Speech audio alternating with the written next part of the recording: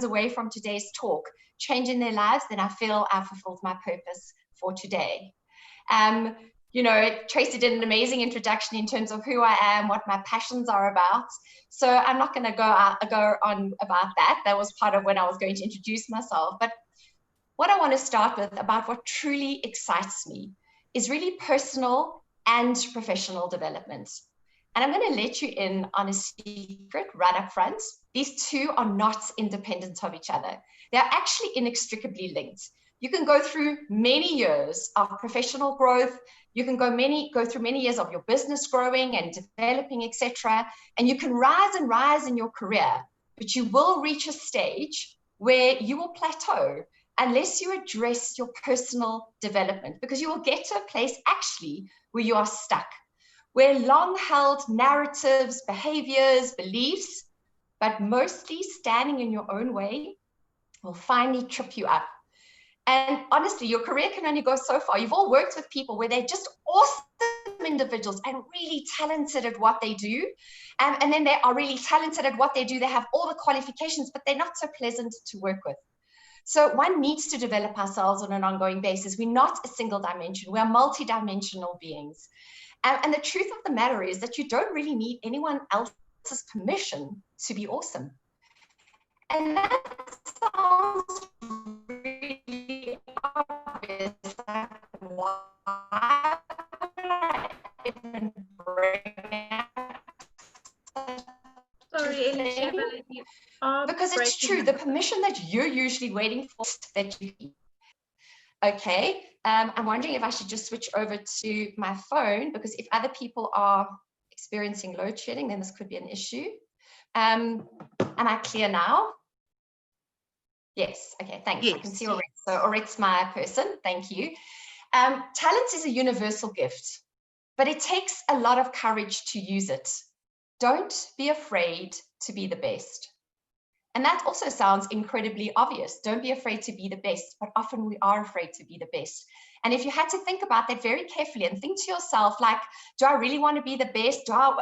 Is it going to offend others? There's all this narrative that goes around being the best. It's a universal gift, but it takes a lot of courage to use it. And so I start by asking all of you the question, which is something that I've been asking myself a lot lately. And this question was prompted when I had a conversation with somebody who was elderly. And, you know, they said to me, I'm going to be dying in a number of years, I'm sure. And I've booked my burial site. There's nothing much more for me now. You know, now it's like I'm just waiting to die because what's left for me? And I was absolutely horrified by this conversation. So the question is, are you working your way towards death? Like, do you feel you're on this work treadmill towards death? Or are you grabbing onto life? You see, even the directional change, just working towards death or grabbing onto life. And the answer to this is key in terms of how you see. Elisheva, we're battling to hear you. Because in the first instance, you're probably just going through the motion. I'm going to switch over to my phone. I think that's probably going to be better as a personal hotspot.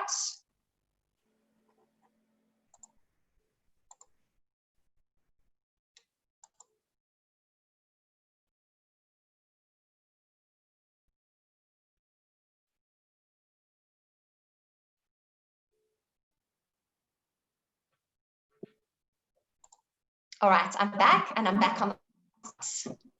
Great.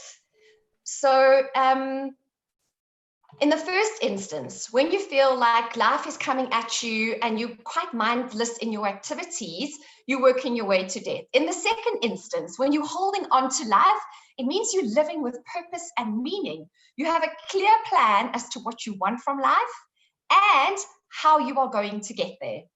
And it's true, businesses have strategies.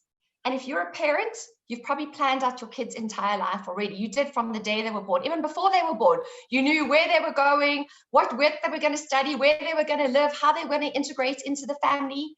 But what about your strategy for you? Where are you going? And are you actively working at achieving the future of your dreams? And you may think to yourself, but this is for people who are in their 20s. You can change your life in your 20s, your 40s, your 60s, your 80s. You just had to listen to Edith Eger last night or the night before. She wrote her first book in her late 80s. She was my age, in her late 40s, when she studied to be a clinical psychologist. There is no time like the present in terms of working at achieving the future of your dreams, living all those unrealized dreams. I don't know about you, but I don't want to die an unlived life. I want to suck the marrow out of every moment, and I want to lead a life that is filled with purpose. Because when you are living with purpose, you are fluid. And you're capable of unleashing huge amounts of energy. And it's not only you unleashing huge amounts of energy, you become energizing to those around you. You know those moments when you're doing something and it's meaningful and it feels like it's not an effort. It doesn't mean that it isn't an effort. And it doesn't mean that it takes hours and hours of your time. But when you're doing it, time stands still. And it feels like hours are minutes. That's really when you're living up with purpose and with meaning, things that are energizing you. That's how you recognize those moments. And often we don't even know ourselves. And I really believe that knowing who you are and where you are going is like placing this protective shield around you. Because to know yourself is to arm yourself. It's like loading a gun. It makes you ready and dangerous because you know how to unleash your greatest potential. So if you don't know who you are, what's the opposite of this? You will try to be what others expect you to be, and you will try to please them, and you will never really be pleased with yourself. You know, and as time goes by, there will be this deep resentment and unhappiness within your soul. You know, those times when you feel like you're living somebody else's life, those times when you feel like I've lost myself in this process. Where am I in all of this? And that's a really important questions to ask yourself. Are you living your life where you're pleasing others? Or are you living a life where you're being true to who you are? Are you unleashing your greatest potential? Are you living with purpose, and are you living with meaning? Because to have this deep resentment and this unhappiness within your soul is a huge tragedy. And it's true. You would never show up at the start line of a marathon without training, right?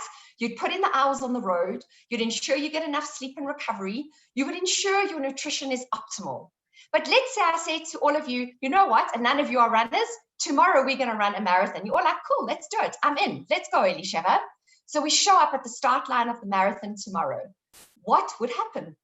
Most of us probably would get some form of injury, some in a really, really big way, and we probably wouldn't finish the race.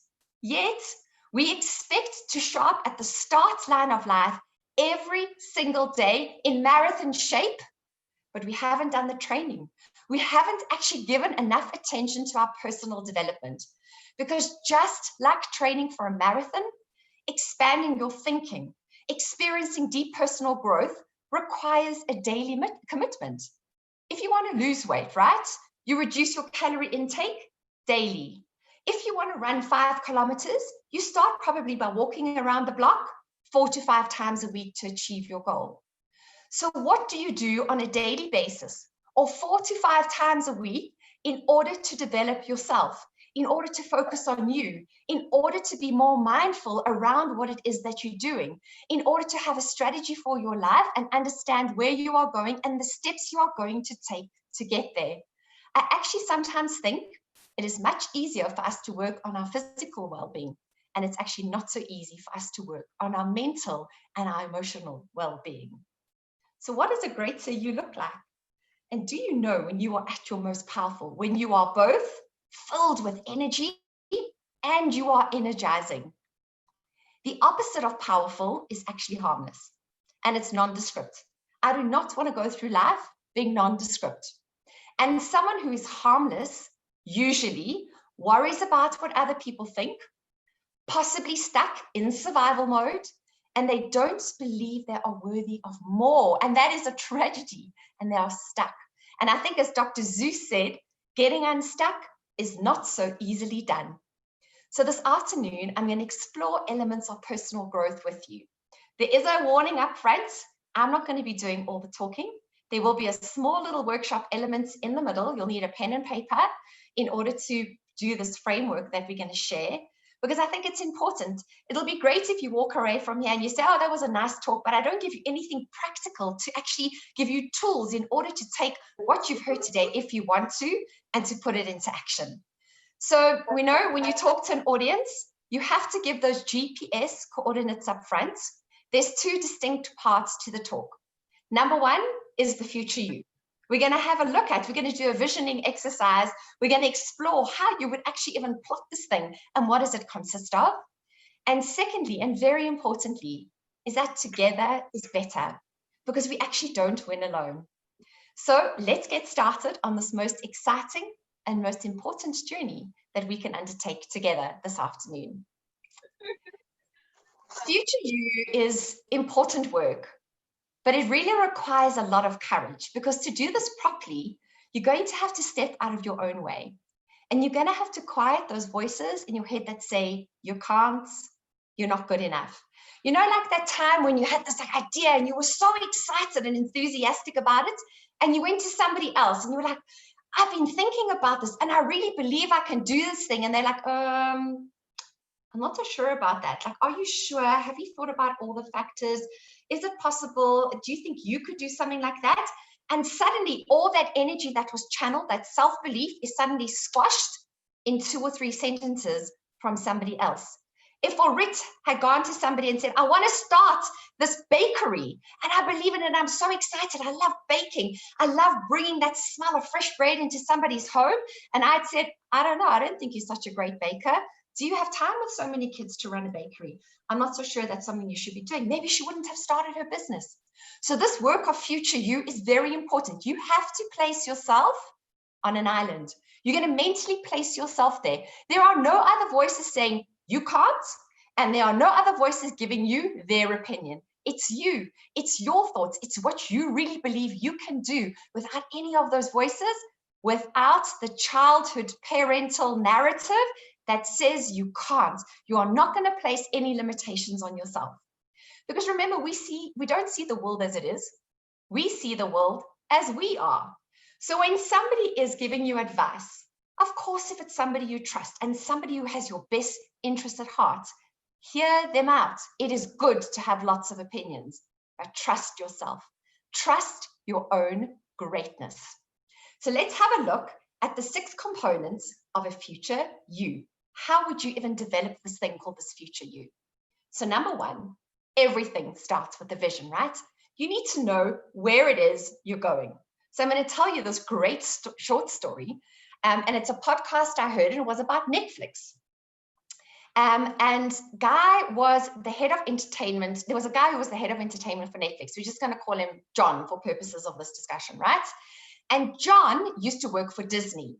And he went for an interview with Reed Hastings. Now, Reed Hastings is the CEO of Netflix. This was actually decades ago, before the internet wasn't fast enough to even send movies, let alone stream movies. And I think you probably still heard that sound, do, do, do, do, you know, when you would turn on, I don't even know what it's called, it was so long ago. And what Reed Hastings did, he explained the future of Netflix to John exactly as it is today. And John said that Reed Hastings' level of clarity was so pure in terms of what it is he wanted to achieve. He immediately bought into that vision. He left Disney and he joined Netflix. And he said, it's now been 2 decades since I joined Netflix. And exactly what Reed Hastings says and had described is what Netflix looks like today. And that's amazing, because that's absolute clarity of vision. So what does your life look like, let's say 5 to 7 years from now? That's not so far away. You need to be intentional about this, because I wish ain't gonna get anyone anyway. You know what I wish becomes? In 5 years from now, I wish becomes, I wish I had. Because had I done that 5 years ago, I would be here. And then we see somebody else achieving what we thought we could do. And what does this lead to? Feelings of deep dissatisfaction, disappointment, resentment at ourselves for not getting our butts into gear and turning the wish I had into something real, something tangible. So I'm going to use the analogy of a holiday because I think it's a great one and so easy for all of us to understand. So maybe this won't be a holiday for some of you, but let's say, Lauren, we are going to climb Mount Kilimanjaro together. So what would we do? We would say we're going to spend the next few weeks, if not months, planning for this trip. We'd investigate the best time of year to go. We'd put a budget together. We'd organize visas, research the kits. We'd go out and buy the kit. We would train. The list goes on and on and on. We plan our holidays so well to the last detail. But when it comes to our futures, we don't really plan it that well or with that level of detail, and we can actually be quite vague, and then we wonder why we end up where we end up. It's because we actually didn't put the same time we would in a holiday as our futures. And we may do this well, maybe in terms of our career. Maybe we know where we want to go. If we own a business, we know where the business wants to go. We may do that quite well. Maybe we might do it around family, but we are not just about career and family. We are multifaceted human beings that create a whole pie. And if there are pieces of the pie that are missing, we are completely imbalanced because we have to fill the whole pie. It's really, really important. So Robin Sharma says something really important. He says clarity before mastery. You cannot master something until you have clarity around it. And this is actually a great example of this, is that if I want to speak on a topic, I cannot master the topic until I am absolutely clear about it and I have clarity. I cannot present a talk until I have clarity, because if I don't have clarity, it will come across in the content. It won't make sense. It will feel like it's all over the place. Clarity before mastery. You have to be clear about where you go before you master where it is you want to be. And if you aren't distinctly clear about where you want to be in the next couple of years, there is no way you can prepare for it. You'll wake up one day and wonder how on earth you got there. Well, you didn't plan. It remained there. I really wish I could. So I've spoken to the fact that we are multifaceted human beings, and we all know that we're quite complex and quite simple all at the same time. And often the more simple we think we are, the more complex we are. But we have many, many pieces to this pie. So when you think about a vision for yourself, you need to think about it from many, many different angles. We've spoken about career. That seems like an obvious one. This is where I want to go. This is how I'm going to get there. This is how I'm going to study. Your business might be simple as well. What about relationships? What kind of relationship do you want to have? What kind of partner do you want to be? Would you want to be married to you? What do you want your relationships to be in terms of friendships? What do you want your relationship to be in terms of your family?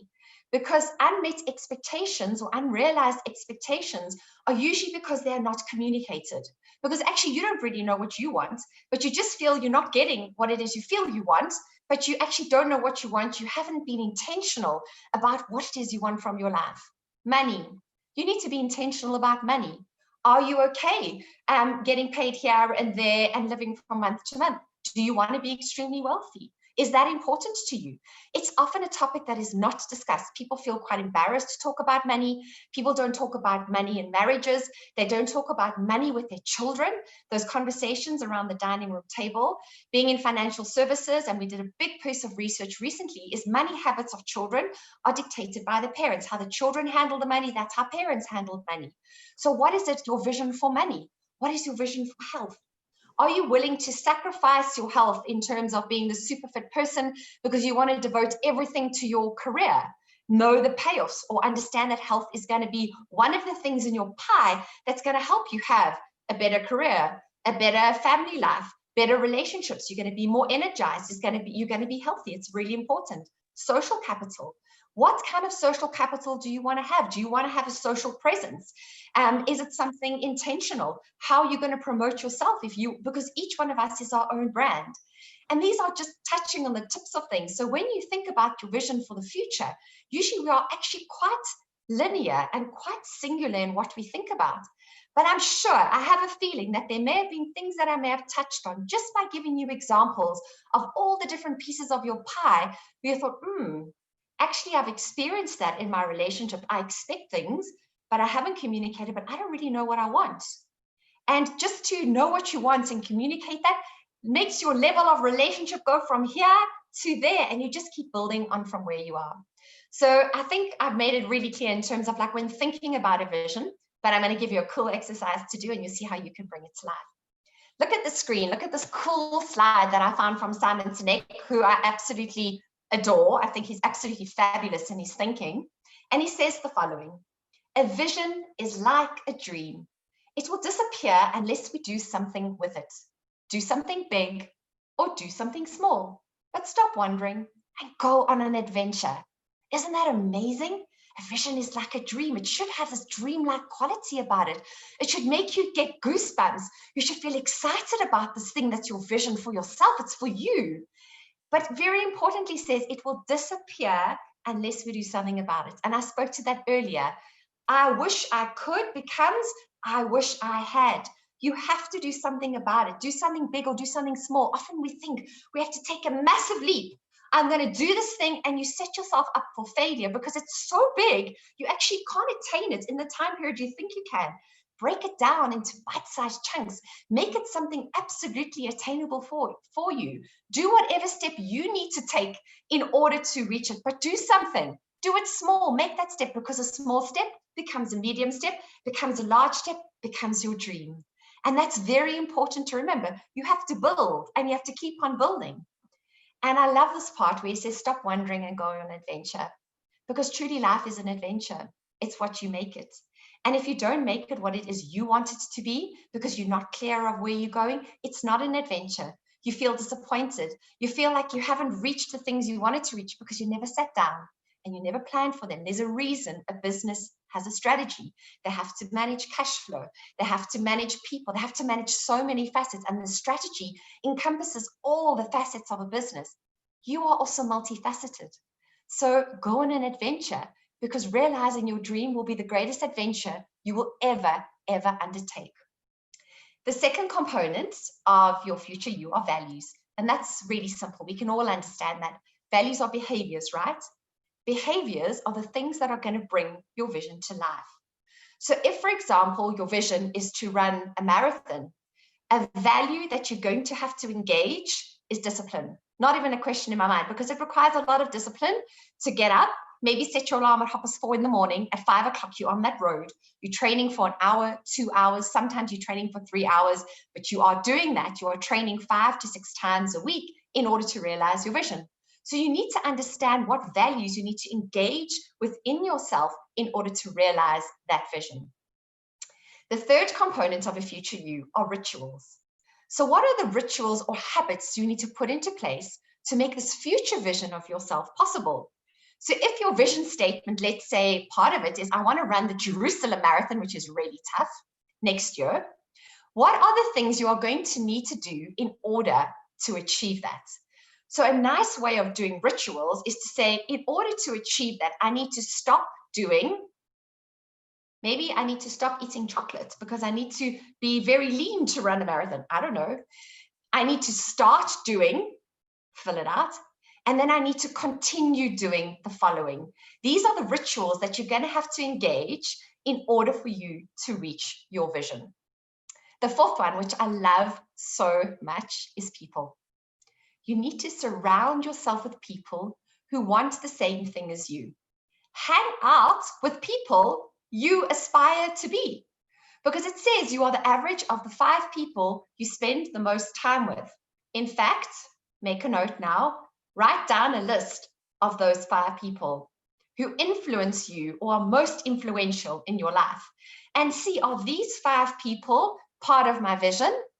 Or actually, am I going to have to make the circle bigger, because I'm going to actually hang out with people I aspire to be, hang out with people who have similar dreams to me, so we can actually go on this journey together.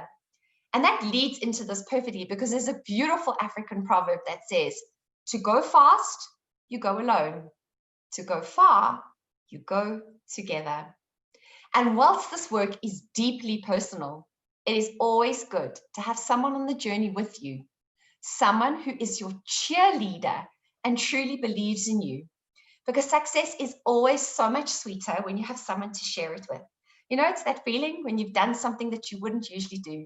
You've stepped out of your own way. You've taken that first step towards the vision of yourself, and you're so proud. You can't believe you've done it, and you want to go and tell someone, and they know how hard it was for you to take that step, and they're so proud of you, and they're your cheerleader, and you just want to share it with that person.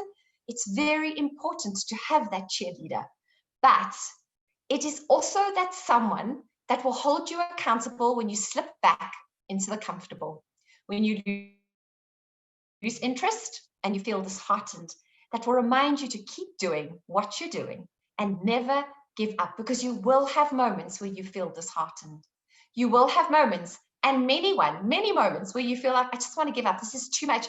And usually the darkest hour is just before the dawn. You're just about to realize your dream. Don't give up. Have that person that says, you know what, Philip, you are not giving up.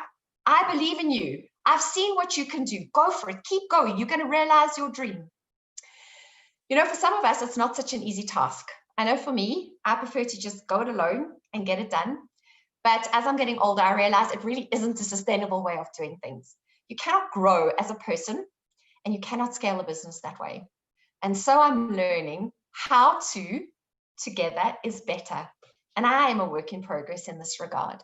And so I want to share a short video clip by Simon Sinek, who actually wrote a book, a little book. It's actually really awesome, called Together is Better. And in this video, he talks about his favorite scene in the book.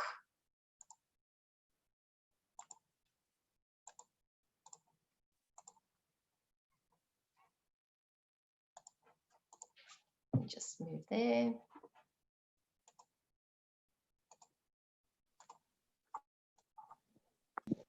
So I produced a book filled with illustrations. There's one on page 16 and 17 of two boys standing looking up at a huge wall that they're considering climbing over and going on an adventure.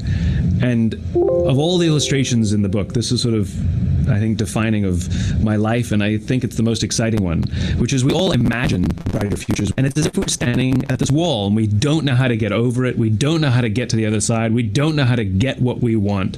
And to me, it's the choice to climb the wall, it's the choice to find a way around the wall that is what distinguishes the innovators from everybody else. It's what distinguishes the doers from everybody else. It's what distinguishes those who find what they're looking for, those who find happiness.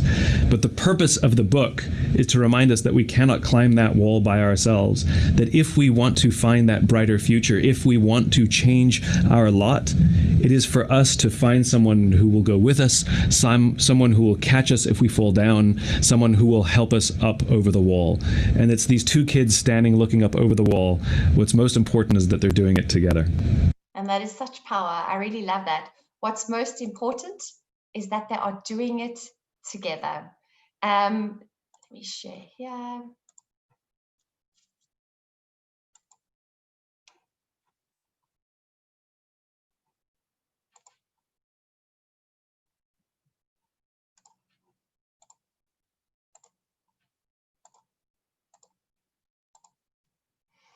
So he also says, find that person who will catch you if you fall. And I think what's also important is be that person who will catch someone else if they fall. The fifth part of your future you, or the component, is narrative. And narrative is so important. I am absolutely passionate about changing narratives. And I'm constantly asking myself, how can I reframe this constant narrative? Because the question is, what are the stories you're telling yourself about yourself?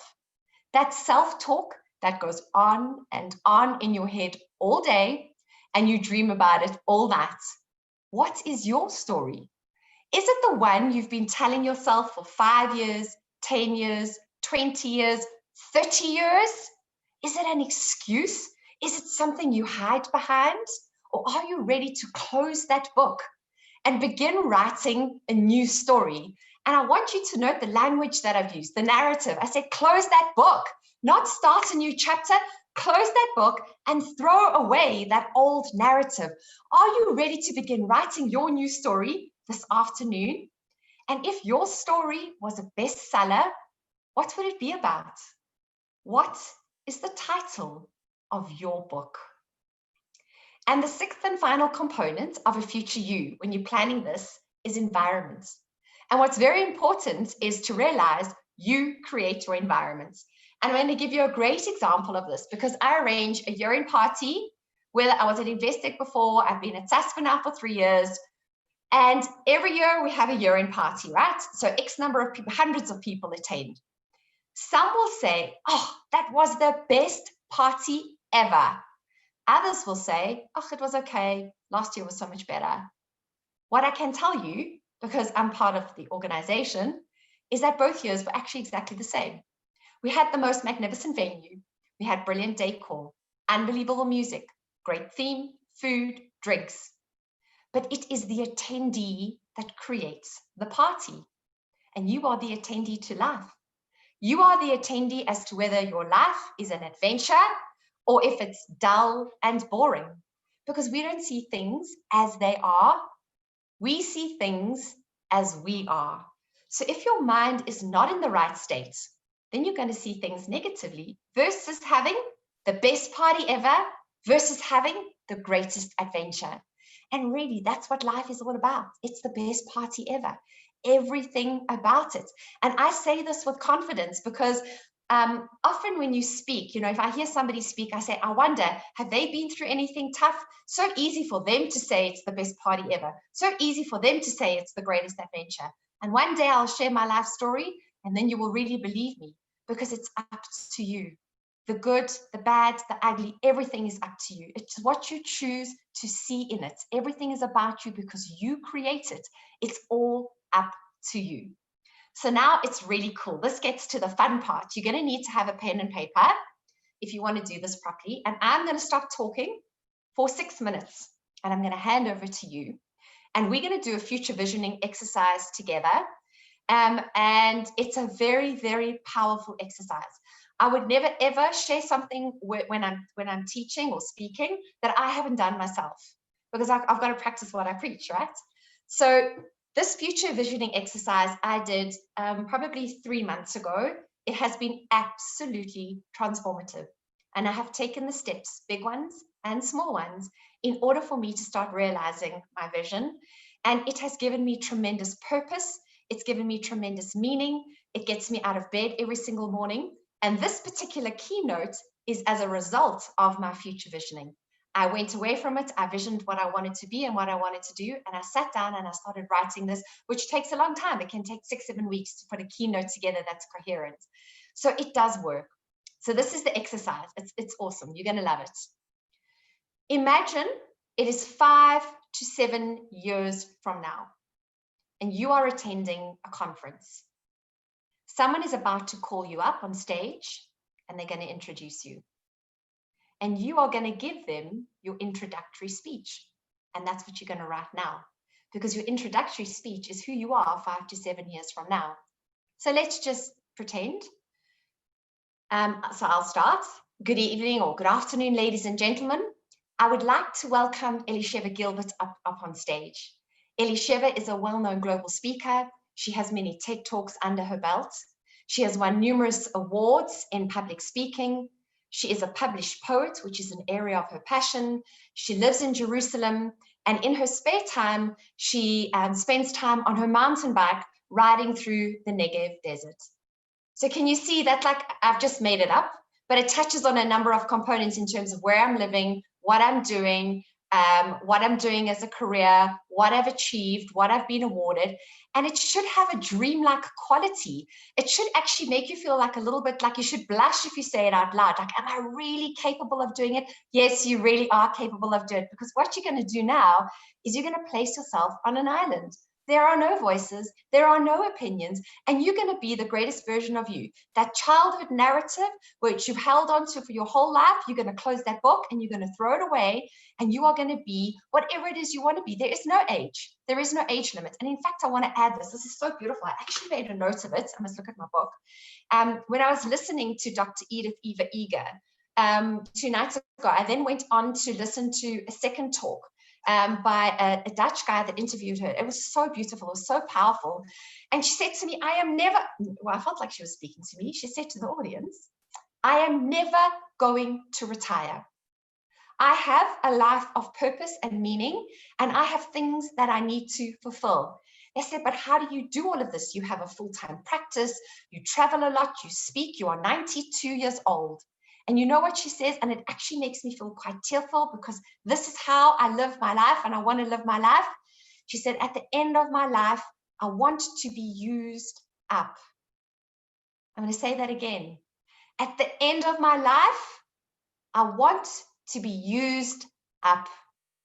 And it actually makes me feel quite emotional saying that, because imagine going to the end of your life and you still have 10% in your battery. What a waste. What an absolute waste. I will not die an unlived life. So you're going to work on this introductory speech now for 6 minutes. For some of you, 6 minutes may seem like, oh, it's going on forever. For some of you, it might be like, oh, it's going to go so quickly. You're going to want to do more of it. But the objective is to make a start based on what's fresh in your head now in terms of what I've been speaking about. Make a start on this vision statement. And then you're actually going to go away and you're going to spend time crafting it further, thinking about all those facets in your life. So I'm just going to draw your attention to the screen in terms of this quote, because I think it is so magnificent and true. Make no small plans, for they have no power to stir the soul. And your job is to stir your soul. And you can think about this in so many different ways. So if there are any questions around this exercise, please feel free to post them in the chat. But I'm going to now stop for 6 minutes. I'm going to time it. I'm going to be quiet. And I'm going to leave you to write your introductory speech 5 to 7 years from now. Make sure that you are going to be fully used up.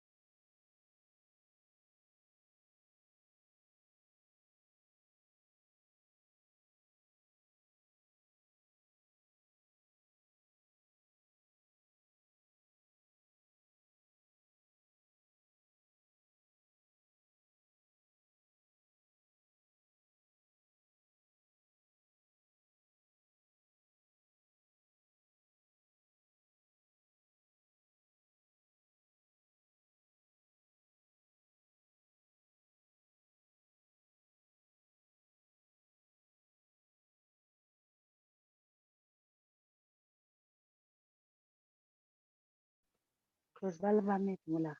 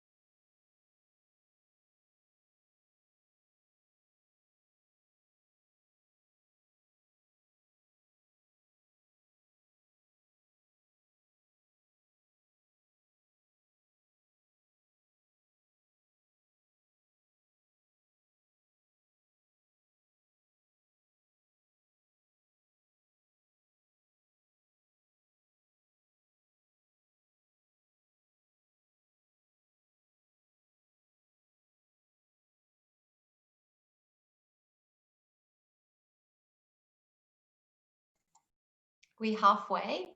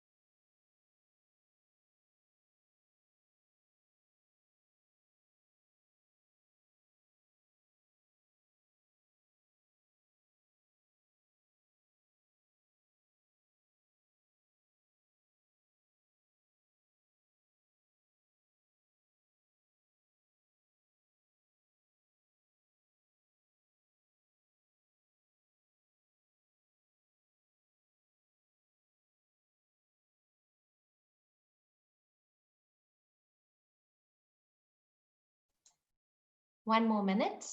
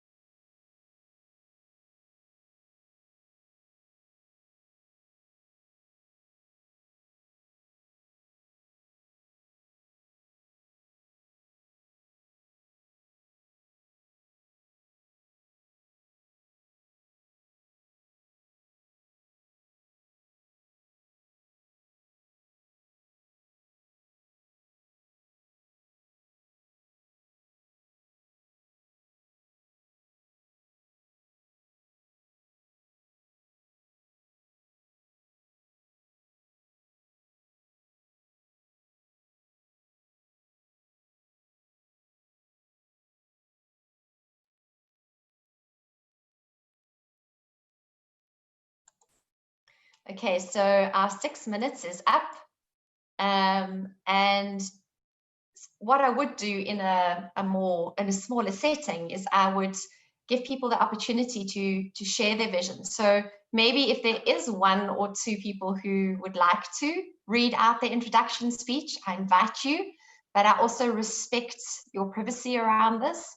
I'll give it 2-3 seconds to see if anyone unmutes and shares.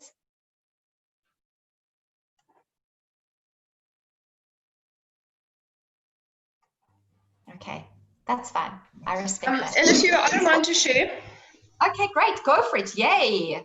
I am feeling a whole bunch nervous, but it's okay because you can't see my face, so if I blush, it's fine. There's a couple of things that I'm not sure about, so I've just put an underline. But yes, okay. Here it goes. Alexis, or Lexi, as we have all come to know her, has had such an impact on every single life she has encountered. I'm sure you'll all agree with me when I say her grace goes out to everyone, from kitty cats to her employers. Her career started out in civil engineering in a coal-fired power station in South Africa, where her passion for project management was ignited. After 3 years in construction project management, she packed up her life and moved to the UK, despite the challenges faced by COVID. We have seen the homes she has transformed here in our own town and have showcased the projects she's done around the rest of the country, as well as in Europe and Australia. Her husband and children have joined us tonight, since it's not a school night. She was very clear about that, and we are so happy to welcome them. Julian, 4, is going to be moving schools for the new year. Katie has just learned how to use a spoon, and David is 2 months away from joining us. Her academic achievements might leave most of us feeling intimidated, but you only need to have a cup of tea in her open plan kitchen, which is planned to be always open, to realize that this woman is truly the most relatable, gentle, and humble, but fiercely strong individual that you'll ever meet. Please give a round of applause for Mrs. Lexi, I don't know my next surname, our winner of whatever the prize is that I'm going to win. I'm so happy to give you applause for that. I actually feel very emotional listening to that. And please God, your vision should be realized. Take small steps, take big steps, take giant leaps, build on it. That was so beautiful. Thank you so much for sharing. You can see in the chat, amazing. Nice one, Lexi. I want to be your friend, Lexi. I want to Thanks, guys. And I also want you to know that I will be your cheerleader. I will be there to catch you when you fall. And I'll be cheering you on, because this is the most magnificent. Like, I'm so glad you put up your hand, because that is beautiful and inspiring and brave. I look forward to watching you rise. Well done. Well done. Thank beautiful. You. Beautiful. Is there anyone else who wants to share before we go on to part 2? I can try. Let's just see. Okay, so I'm Adrian.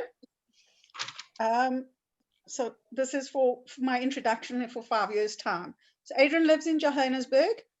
I went from being in debt to living without financial worry. I have helped hundreds of people to their own financial freedom. I'm a radio presenter and have been published in numerous magazines as well as books. And I have a number of video courses on topics from everything from meal planning to budget making to household management, including for teenagers on how to keep a home, how to wash dishes, how to add things to the dishwasher, how to mop floors, and how to turn off the lights. I have changed the lives of many. That's all I got so far. That is not all you've got. That is massive. That is a massive vision. And I applaud you with the humility and the energy and the everything that you put behind that. You know, radio presenter, no financial worries, financial freedom, meal planning, teaching teenagers. It's incredible. It really, really is incredible. And you have this vision. I really believe in you, and I really believe that if you put the steps in place, you put in the values, the rituals, you surround yourself with the right people, you create your narrative, which you've started doing now already, and you create your environment, I have no doubt that you will succeed and that you will achieve all of these things, and you will not have any financial worry. Thank you. So it's amazing, amazing. Well done. Lexi and Adrian, thank you so much for sharing. It's really brave of you. And I think we can all applaud, even though all our cameras, most cameras are off and there's muting, but I'm going to applaud anyway, because that crowd is going to go mad, and both crowds will be so privileged to hear you speak. Well done. Thank you so much. Right, so let's go on to the last part now, which is kind of the shortest bit. And this is really cool. This is one of my favorite stories. So we're on part 2 now, around Together is Better. And the guy that you see on the screen is Eliud Kipchoge. So some of you may know who Eliud is, but this is really power. In October 2019, so not that long ago, history was made on the streets of Vienna as this Kenyan marathon runner, 35 years old, Eliud Kipchoge, he became the first human in history to run a sub 2-hour marathon in the Ineos 159 challenge. So he says that he wanted to sell the message to the world, which is on the screen: no human is limited. That's going to become your hashtag. If you don't know what hashtags are, it doesn't matter. Your hashtag is going to be I am not limited, right? That's your hashtag, because no human is limited. We only limit ourselves. So breaking this 2-hour mark meant smashing a barrier that has stood for over 100 years. That's quite something. Think about it. This record hasn't been broken for 100 years. You know what the interesting thing is about barriers? Once it's been done once.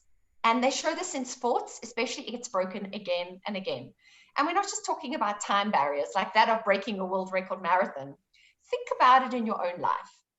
Think about when you held a belief that you had certain limitations or you had certain restrictions. And then one day, and sometimes it's maybe by chance, suddenly you break that barrier.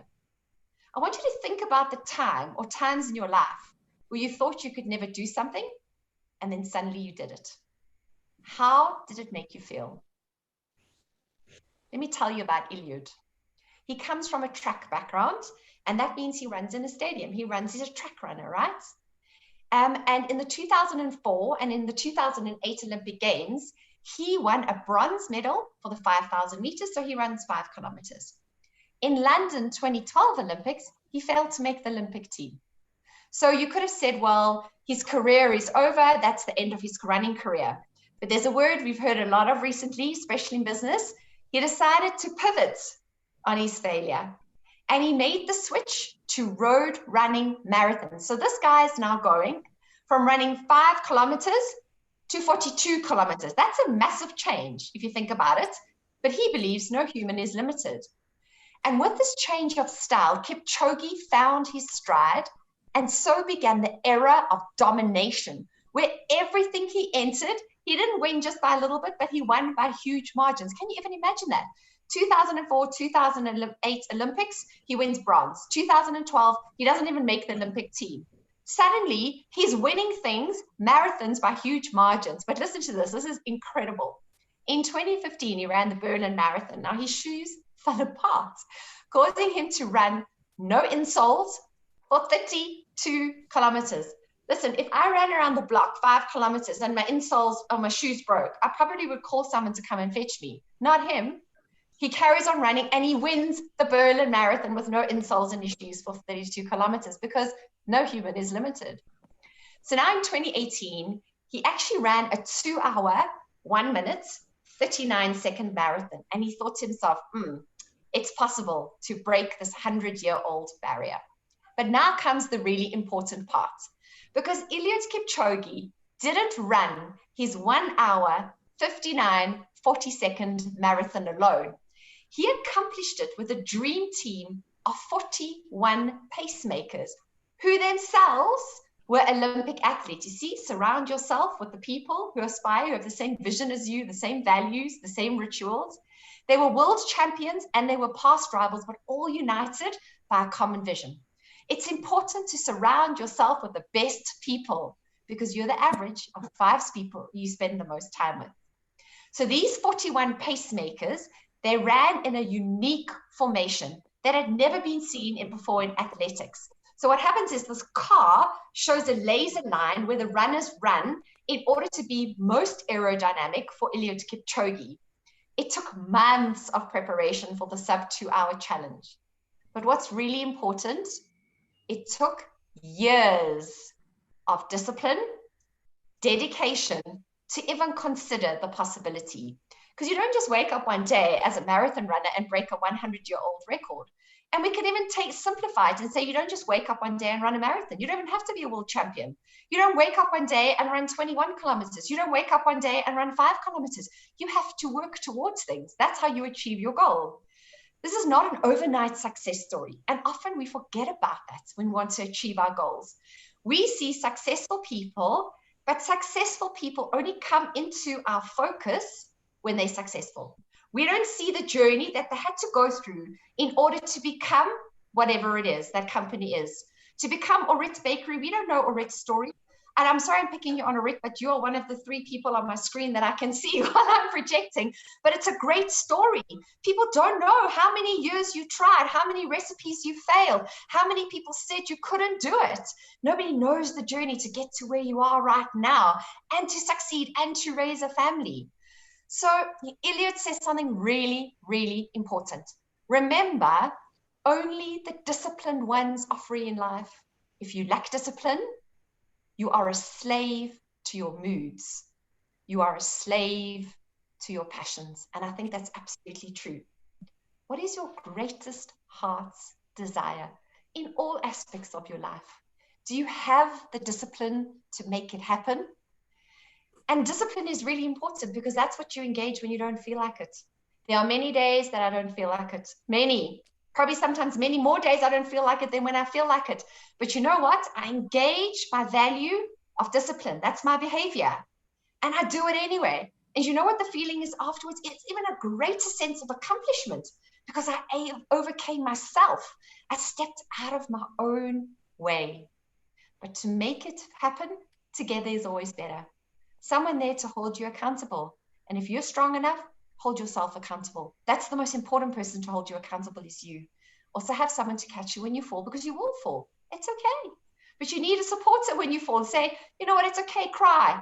Get it out. Have that horrible snot cry. Or go for a run. Or do what it is you need to do to regroup, re-find yourself, but get back on that horse. It is absolutely critical. So I'm going to share my last video with you. It's 3 minutes. So awesome. I love it. Let's go there. And this is going to show the Eliud Kipchoge story. Oh, so awesome. Let's go for it. They're the pacemakers. Bernard Lagat is the captain. There are 5 teams of 7, and that is the open V that Ed was talking about with EK Eliud Kipchoge at the heart of it, and 2 wingmen, if you like, behind, all guaranteed to take the wind resistance out of Eliud's performance. 5 team captains. The first of them, Bernard Lagat, he's 44 years old. He's the oldest of the pacemakers in action today. The youngest is just 19 years old. And this first group will take them through to the first 3 kilometers. We have liftoff. Apollo Kipchoge is up and away. The pacers have 2 functions really. They maintain the pace for Eliud, and they create an aerodynamic advantage for Eliud in the positioning and the formation of the pacers. We've tested almost 100 different runs with the computer simulations and numbers of them in the wind tunnel, and so we've done a lot of homework into finding the best one for him. It's a formation that nobody's ever run in before. It's designed completely different because we're trying to protect one runner. We had to come up with a specific configuration in order to minimize the aerodynamic drag for Eliud, but the interesting thing is that none of these runners would be able to maintain that pace, so they have to rotate in and out in order to support him. That just shows how fast he actually has to run. Every lap, he's going to rotate the pacers twice. And so as he comes through the finish line area, he will have a new pacer group that rotates in and out. And so we have to do it quickly and efficiently. And there is the laser pacer, if you like. That is the pace that will bring him home inside 2 hours. And Ed, we're approaching the time for the phase changeover. He's switching out and getting fresh runners that are hopefully smoothly transitioning into formation so that Eliud can just draft and conserve as much energy as possible. So the pacemakers are critical for Eliud's success because they provide a way to mitigate the aerodynamic resistance. And with that, we can reduce the energy expenditure for Eliud to run as fast as he needs to break 2 hours in the marathon. Science is wonderful, but it's supporting the desire and the heart. Without desire and heart, you don't go anywhere. Kipchoge storms into the history books in Vienna. 1:59.40. Sure. That is absolutely inspiring. I don't know about you, but I want to put on a pair of running shoes and go for a run immediately with alacrity. I think, let me go here. What was really important, what stood out for me, besides the incredible story, you know, it took years and years and years to break a 100-year-old record, is one of the commentators on the video said that science is wonderful, but it has to support the desire of the heart.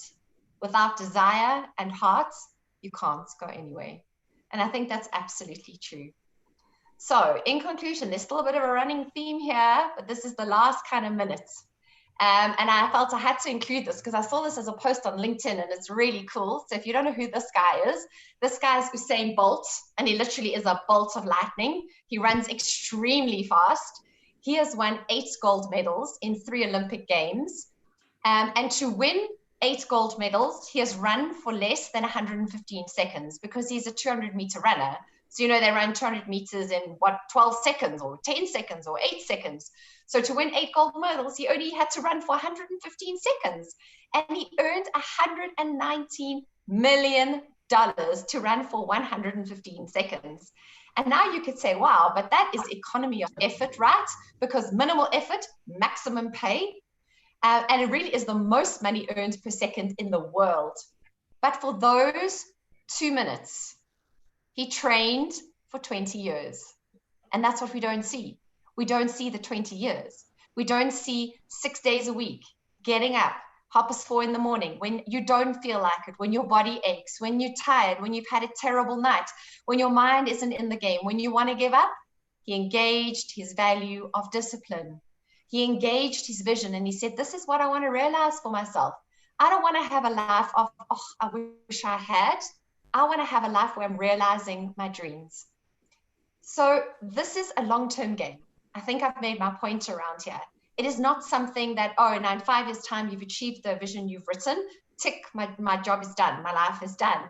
It's something that you visit and you revisit. And as you grow as a person, and as you develop, as you get to know yourself better, so you take it, you tweak it, you adjust it, you refine it, but you keep going to where it is you are aiming. You take small steps, which become medium steps, which become big steps, which help you realize your vision.